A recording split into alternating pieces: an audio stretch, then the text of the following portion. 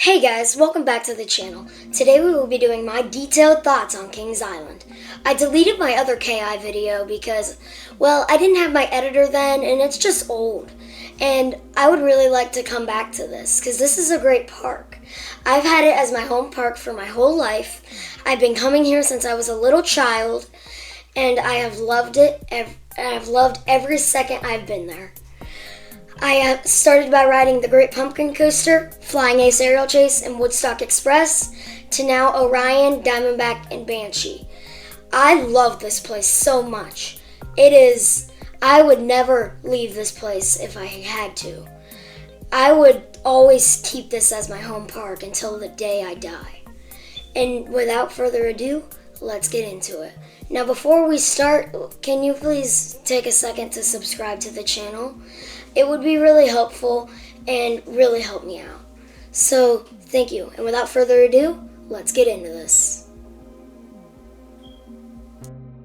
Starting off in my favorite ride of the park, we have Diamondback, the B&M Hyper. This is arguably one of, if not the best B&M Hyper. Some people think it's in the lower tier. It does have a slight rattle, but it doesn't bother me that much. I love the airtime on this thing. If you're in the back row, you just get yeeted. I had like inches upon inches of room on my lap bar on my most recent ride, and so I literally flew. I got standing airtime.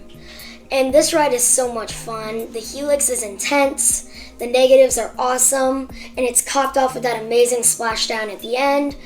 Oh yeah, and not to mention that Diamondback also gives great night rides. This park is just awesome. And Diamondback is definitely my favorite ride in this park. Next up on the seat is Mystic Timbers, a GCI wooden roller coaster. This is arguably one of the best rides in the park. It gives amazing airtime. The shed is a little bizarre, but it's still really good.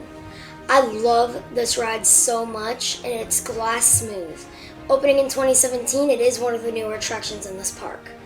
I just love this ride so much, and yeah, that's really it for Mystic Timbers. Moving on. Next up is the Beast, a giant in-house wooden roller coaster. This ride is something. That's what I'm going to say. It is a really great ride. You start off by a long drawn-out turn out of the station, and this ride is really fun.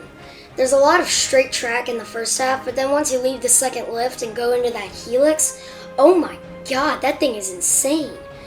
I just love that helix so much. And last time I rode this, it was flying. And so I got like yeeted into the side of the train, which kind of hurt, not gonna lie. And I just loved this ride so much. I've been riding it for a long time now. I remember my uncle introduced it to me, and I loved it ever since. We waited in like a 2-hour line to ride it again. And then the Beast is an amazing ride. It opened in 1979 as the world's longest wooden roller coaster and still is to this day. Son of Beast originally was a sequel to the Beast, and it was the first hyper wooden roller coaster, but it went defunct in 2009 because of it being rough, kept having accidents, and other stuff like that. So yeah, that is the Beast. Next up is Backlot Stunt Coaster, a Premier Rides family launch coaster. This ride's okay, really nothing much. Moving on. Next! Next up is Orion, Kings Island's newest coaster in B&M Giga. This ride is really fun. I really do enjoy it. The 300-foot drop is awesome. The wave turn is a wave turn. The treble clef is, well, a treble clef. The speed hill's awesome. The trim to camelback is unfortunately trimmed, but it's still really good. And I love this ride to death. It is so fun. Even though it's only 287 feet tall, it is a giga. It is a giga for the 8,000th time. I hate when people call it a hyper because that just makes me mad. Anyways, Orion is an amazing ride. Moving on. Next up is the Racer, a PTC wooden coaster that opened with the park back in 1972. This is a really great ride. I do find the ride really underrated. It is a really great attraction. It gives great airtime over the little bunny hills. And then with the Red Racer retracked for the 2023 season, it is running better than ever. On my most recent ride, it was flying and I got airtime on every little hill. So yeah, this ride is awesome. Next up is Banshee, a B&M invert. This is pretty good. I really like this ride. It's a good invert. I love the inversions, they're super intense, especially that pretzel knot, which is basically a dive loop followed by an Immelman.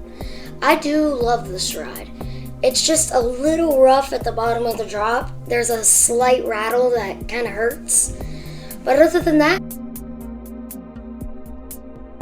overall, Kings Island is an awesome park with awesome coasters. I know I did skip Flight of Fear and Invertigo, but they kind of hurt. Flight of Fear is okay, but Invertigo just is terrible. So thank you guys for watching. Please like and subscribe. Keep riding coasters, and I will see you guys later.